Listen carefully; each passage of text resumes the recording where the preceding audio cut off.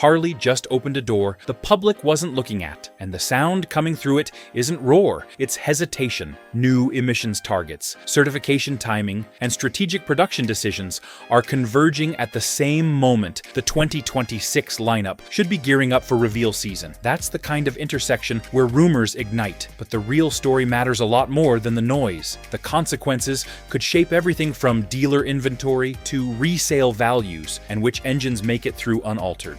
Stay till the end. This will save you thousands on your next bike. The announcement that stopped the road. 5 minutes ago, Harley Davidson's own CEO confirmed what loyal riders across the country had whispered for months. The 2026 lineup has been hit with devastating delays, and several models may never make it to production. No teaser clips, no patriotic soundtrack, just a cold, clinical announcement that landed like a hammer in every garage from Milwaukee to Mesa. Dealers who had been promised early allocations are suddenly silent. Factory lines that once roared with steel and sweat now hum with uncertainty. Employees describe the moment as a ghost shift. Machines idle, lights on, hearts off. For the men who built these bikes, this isn't just business, it's betrayal. Riders who pre-ordered their dream machines woke up to a statement that read more like an obituary. No reassurance, no timeline, only vague mentions of production adjustments. The kind of phrasing that makes real riders feel forgotten. For those who still believe in the power of a true V-twin, this isn't a marketing hiccup.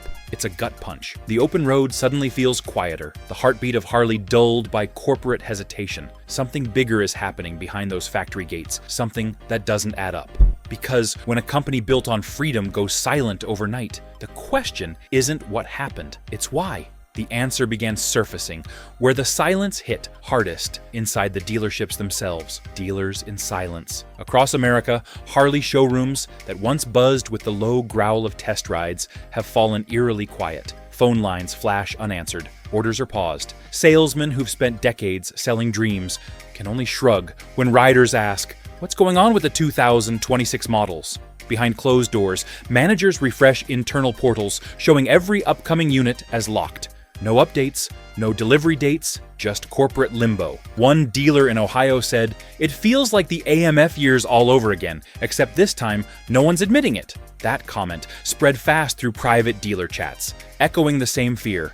Harley's not in control anymore. The silence isn't just awkward, it's haunting. Posters of new bikes hang like promises that can't be kept. Mechanics polish unsold models for the 10th time, waiting for word that never comes. Some customers have already requested refunds. Others are holding on out of loyalty, hoping the factory finds a way out of this mess. Even longtime dealersmen who survived recessions, recalls, and corporate shakeups say they've never seen anything like this. It's not a lack of sales. It's a lack of direction. Whatever just happened in Milwaukee, it didn't stop at the boardroom. It's bleeding into every showroom in the country. But the real heartbreak wasn't in the offices or dealerships. It was waiting in the garages of riders who'd built their whole year around the next Harley. If you value real biker truth, not corporate spin, hit that like button and subscribe right now. It keeps this channel independent so we can keep exposing what's really happening inside Milwaukee. Tell me your thoughts below. Riders deserve honesty. Riders left mid-dream. Every rider remembers the season he planned too early, the long winter nights spent in the garage, counting down the days until spring. Across the country, thousands of riders had those plans built around the new 2026 models. Some had trade-ins waiting, others had custom parts already ordered. One man from Ohio posted a picture of his empty garage with a caption that read, "Was supposed to park my new Road Glide here next month." Another rider from Arizona canceled a cross-country tour he'd spent 2 years mapping out. For lifelong Harley men, the pause wasn't about waiting. It was about pride. You don't just buy a bike from this company.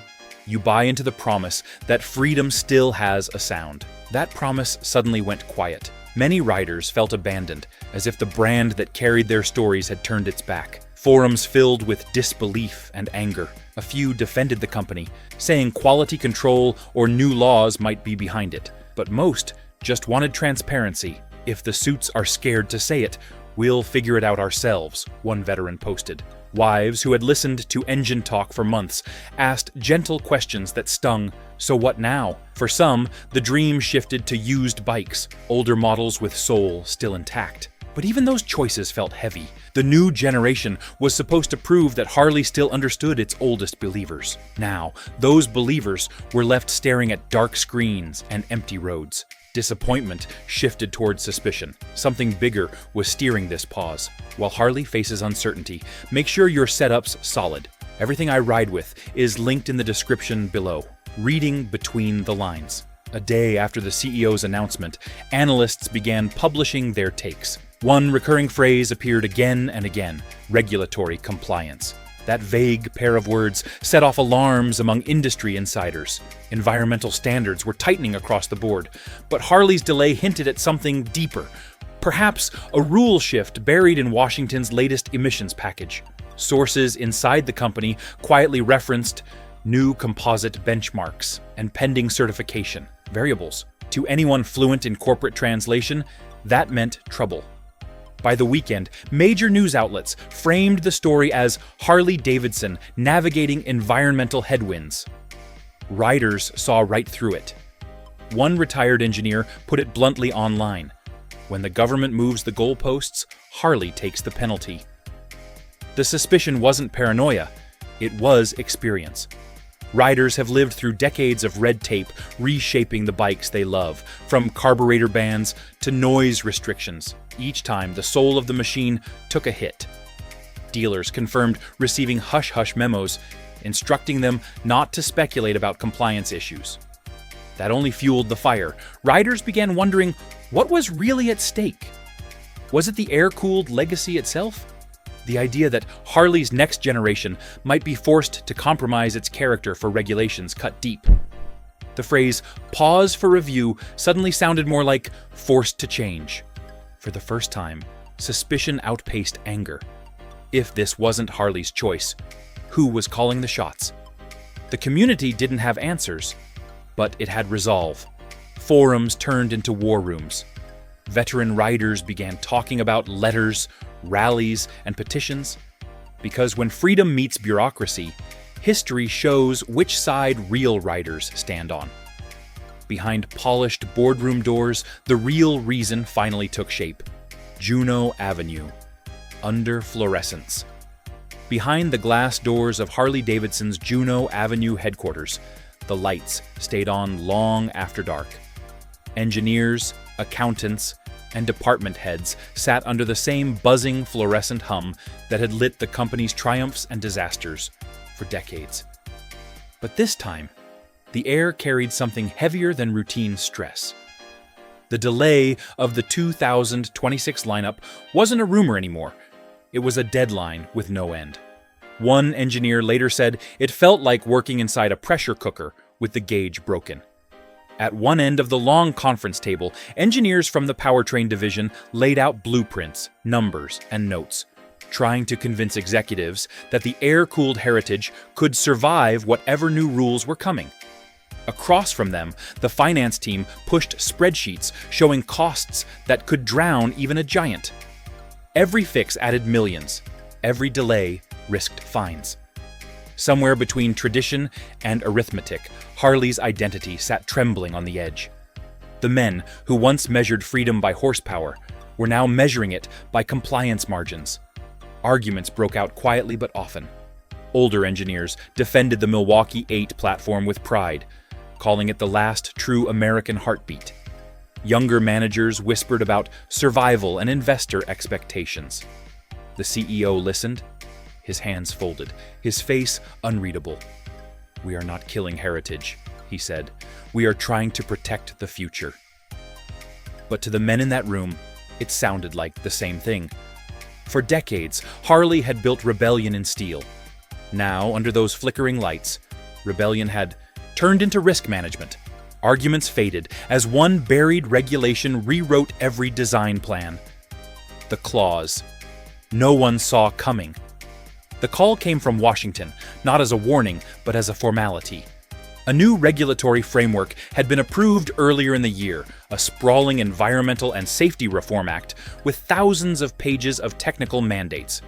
Inside it, a single paragraph, barely a few lines long, carried the power to reshape Harley Davidson's entire future. It introduced something called a composite emissions index, a formula designed to unify vehicle emissions across all engine classes. On paper, it sounded reasonable.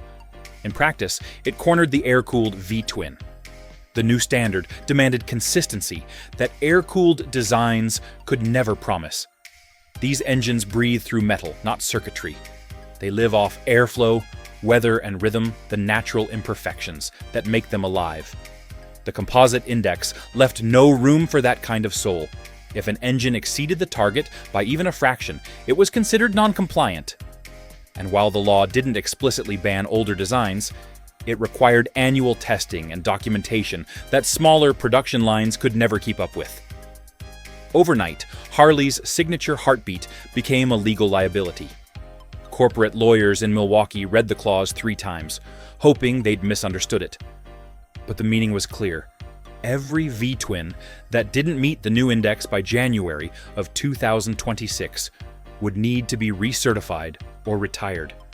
A handful of models might squeak through with minor recalibration, but the core of Harley's lineup, the pure, air-cooled touring machines, stood on the wrong side of the law. The engineers didn't panic. They got quiet. They'd seen this coming in drafts and whispers, but no one had believed Washington would actually sign it. Now it was done, and Harley was left holding the last truly analog engine in a digital world. Compliance ruled the room, but the engineers refused quiet surrender. Blueprints in crisis. The drafting rooms looked like war zones. Every drawing table covered with test data, cylinder head diagrams, and printouts marked in red. The team in charge of emissions testing was pulling 16-hour shifts, trying to model how much modification the Milwaukee 8 could take before it stopped being itself. Cooling ducts, combustion chambers, and exhaust flow all had to be reimagined, tested, and approved within 18 months. It was a task that normally took 5 years. To retrofit a design like that meant retooling entire assembly lines. One cost projection estimated nearly $400 million just to update casting and machining equipment. Even with that money, engineers warned it wouldn't be enough time. "You can't rush heritage," one designer muttered. But deadlines didn't care about heritage. Suppliers were already demanding clarity. Investors wanted reassurance. The prototype engines that rolled off the line sounded different, cleaner, quieter, almost polite. And that, to many inside the plant, was the worst sound of all. Meetings turned tense. Finance wanted compliance. Engineers warned that silence kills soul. One metallurgist snapped, "We're designing shackles and calling them progress." The line spread like wildfire. Every fix chipped away at Harley's heartbeat. The clank, the rumble, the rhythm. And beneath the tension, one fear echoed. Could Harley keep its sound without breaking the law? Deadlines slipped, tempers rose, and Harley's identity hung in balance. The corporate crossroads. By midsummer, the conference rooms were packed again. Reports from every department painted the same grim picture: mounting fines, supplier holdups, and production delays piling into a mountain no company could climb. The chief financial officer presented a slide that silenced the room. "If we continue without compliance, we face penalties exceeding $10,000 per unit." The figure hung there, a death sentence measured in digits. Silence followed until the CEO finally spoke. "Then we stop." That single line froze the entire 2026 lineup. Assembly orders were canceled, dealer shipments pulled back, and testing programs rewritten for certification instead of production. The memo went out that afternoon. Cold, clinical, final. To the public, it read like a safety statement. To employees, it read like surrender. Some called it survival. Others called it betrayal. Inside Harley, both sides were right. Engineers left gutted. Their roar of rebellion was now forced to whisper through tests. Accountants felt no triumph. Saving a brand by silencing its soul isn't victory. One veteran murmured, "The bikes will live, but never sound the same." As night fell over Juneau Avenue, a lone engine hummed. A question Harley couldn't yet answer. While executives chose survival, the ground crew felt the fallout. Showrooms on hold. The heart of the Harley network has always been the local dealership, the place where chrome meets coffee and riders trade miles for stories. But now, those same showrooms felt like museums of silence. Rows of bikes sat under gray covers, tires resting flat from weeks without movement. The showroom lights still glowed, but the spirit had drained away. The sound that used to fill the air boots on tile, laughter over parts counters, the familiar rumble of a new sale rolling out the door was gone. One dealer in Kansas City described it best. You could hear a quarter hit the floor where engines used to roar. Mechanics still clocked in, but tools sat cold. Orders vanished, replaced by polishing unsold bikes and waiting for answers that never came. Dealers called corporate and heard silence. Customers asked about 2026 models. "We're waiting too," was all they got. Freedom hung mocked on posters, frozen in glossy ink instead of roaring down highways. Beneath showroom dust, the real pain echoed through the factories. The workers' winter. At the factories in York and Menominee Falls, the rhythm of production had always sounded like a song of American pride. The clang of steel, the hiss of welding torches, the smell of oil and effort, all of it defined the heartbeat of Harley Davidson. But that winter, the song stopped. First came the temporary reassignments, then came scheduled pauses. Eventually, the word everyone feared appeared in print: layoffs. A veteran welder named Jeff, who had been with the company for nearly 3 decades, said he felt it coming when the parts bins stopped refilling. "I've seen slow seasons," he said, "but never silence." The line workers, who once fought over overtime, now traded shifts just to keep the lights on at home. The company called it restructuring. The workers called it survival. And yet, through the disappointment, pride still lived. Many refused to take off their Harley patches, wearing them on jackets and lunch bags like armor against uncertainty. In the silent factories, the smell of steel lingered, proof that what they built mattered. Veterans recalled shovelhead nights. Younger workers wondered if they'd ever leave their mark. Snow piled at locked gates, lights flickered, and hope thinned. Yet one phrase echoed through every break room.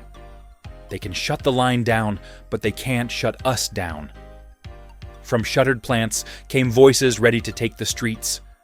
Riders, rise up. It started as small talk on message boards, just a few frustrated posts about canceled orders and dealership rumors. But by February, it had turned into something bigger. Riders across the country were organizing. They called it the Freedom Ride. The idea was simple: show the world that the spirit of the road couldn't be legislated, delayed, or denied. Parking lots once used for Saturday meetups turned into staging grounds for something louder. In Minnesota, a retired trucker named Dale organized the first rally. 50 riders showed up in freezing weather, their bikes idling in unison, exhaust echoing across empty fields. Within weeks, rallies popped up in Florida, Texas, and Ohio. Veterans, mechanics, and weekend warriors all rolled out together, waving American flags and banners that read, "Build it or lose us." Local news crews showed up expecting chaos, and found instead quiet unity lines of V-twins idling in discipline, like soldiers standing guard for a forgotten cause. These weren't protests. They were declarations of identity. Riders demanded recognition, not sympathy. "We're not just customers," one said. "We're why the name still means something." Photos of rallies filled social media chrome shining, flags reflected in tanks. The roar came back, not from factories, but from riders refusing to let Harley's legacy die. Their unity grew louder, spilling from rallies into hometown streets. If you've made it this far, you know this story isn't over. Subscribe now so you don't miss the next update. When the truth behind Harley's 2026 lineup unfolds, real riders stay informed, join the road ahead with us. Main Street without chrome. When the bikes stopped rolling, small-town America felt it first. In places like Sturgis, Galena, and Leesburg, where the rumble of Harleys once filled summer evenings, the quiet became unbearable. Bars that hung signs saying, "Riders welcome," now watched the parking lot stay empty. The local diners that used to sell out of coffee and pie on ride weekends saw their chairs stay cold. Mechanics who built their lives around seasonal repairs had nothing but idle tools and unpaid rent. But even as the economy wavered, the community refused to collapse. Locals started organizing Rev Nights, rolling out their older models to keep the spirit alive. Churches hosted benefit dinners for laid-off factory workers. Some towns painted murals of classic Harleys on their main street walls, not as decoration, but as defiance, a reminder that this culture wasn't built on convenience, but conviction. A retired Arkansas officer said it best: "You can take the bikes off the road, but not out of us." That spirit kept shops alive through winter. Riders rebuilt instead of waiting, lifting garage doors, turning wrenches, reviving engines long silent. It wasn't protest, it was loyalty in motion, proving the road never truly closes. Beyond those quiet towns, the entire motorcycle world was shifting. Competitors smell opportunity. When the 2026 freeze hit Harley Davidson, the rest of the motorcycle world did what it always does when a legend stumbles. They sped up. Indian wasted no time, announcing a limited touring lineup that filled the very space Harley had just vacated. Their engineers quietly adjusted valve timing, exhaust pathways, and tuning to meet new emissions targets without sacrificing sound. One Indian executive told a reporter, "We refined without surrender." Riders heard that phrase and nodded. It sounded like a jab wrapped in respect. Meanwhile, Japanese brands saw a different kind of opening. Honda, Yamaha, and Kawasaki began pushing the same message they had used successfully for decades: reliability and comfort. While Harley wrestled with paperwork, Honda's touring bikes rolled out on schedule, with little fuss and even less failure. Yamaha emphasized longevity engines that could cross states without so much as a gasket worry. These brands didn't crow about Harley's troubles. They simply showed up on time, with bikes that worked. That alone drew attention. In dealerships across the Midwest, some lifelong Harley riders found themselves browsing rival showrooms, not because they'd lost faith, but because they needed something that moved.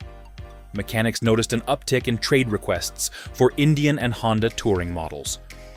For the first time in years, Harley's dominance on American roads looked uncertain. Competitors weren't mocking the brand. They were studying it, using its silence to learn what not to repeat. They respected the myth, but were ready to inherit its market. Rival engines roared ahead, while Harley's absence shook American industry roots. The ripple economy. When Harley paused production, the shockwaves didn't stop at the factory gates. Across the country, small suppliers who made exhaust clamps, castings, and chrome trim began tightening belts. In Wisconsin, one supplier reported cutting shifts by half before Thanksgiving. In Pennsylvania, another closed entirely, leaving 200 workers scrambling for new jobs. Each lost order rippled outward, hitting transport companies, packaging plants, and the small diners that fed their employees. The pause had turned into an ecosystem freeze. Local banks strained as dealers begged for credit extensions. Some lenders pulled out entirely, and rural branches lost key clients overnight. "When the bikes stopped shipping, our phones stopped ringing," one banker said. The aftermarket fell next, orders vanished, towns went quiet, and the familiar roar of Harley's world faded into silence that felt heavier than steel. Financial tremors reached garages, forcing riders to rethink every mile. The rider's reality check. For the average rider, the Harley freeze meant more than headlines. It changed the math of ownership. Used bike prices, which had spiked during the pandemic, began slipping fast. Pre-owned Electra glides that once sold for $25,000 now struggled to fetch $18,000. Some owners panicked, selling before the market dropped further. Others held firm, betting that rarity would eventually drive values back up. In garages and group chats, everyone was asking the same question. Do I wait it out or trade down now? Financing tightened. Credit unions wary. Even perfect credit couldn't buy peace of mind. Mechanics told riders, keep your oil fresh and your head clear, this storm will pass. Parts ran short, but pride returned. Garages roared again as men taught the young to wrench and ride. The freeze didn't kill Harley culture, it reignited loyalty in steel. Amid patience and pride, one truth lingered. Heritage can't be regulated. Legacy under pressure. Spirit unbroken. Harley Davidson has survived depressions, wars, recessions, and reinventions. It has been written off before, only to rise again with the stubborn pride of those who refuse to quit. The 2026 freeze may be one of its hardest chapters yet, but it's not the end. In garages from Montana to Maine, riders still wipe dust off their tanks with the same reverence men reserve for flags. Each scratch tells a story. Each ride carries a promise that no regulation can erase. Inside the company, even as engineers wrestle with compliance charts, there's still talk of legacy. The younger designers know the stakes. They understand that Harley's survival depends on keeping the soul alive while meeting the letter of the law. It's a balance few brands could even attempt, and yet that's what Harley has always done. Defy odds and expectation. The spirit that built it wasn't born in offices. It was forged in workshops and back roads, in the hearts of riders who believe that machines should have character, not conformity. Riders still gather on Sunday mornings, engines idling, swapping stories of old machines that never quit. Patches, jackets, and scars mark a culture that refuses to fade. The new rules may reshape Harley, but they can't rewrite its spirit. When the CEO went silent, America's garages answered. Every rev, every rebuild is defiance, a reminder that freedom on two wheels isn't granted, it's earned.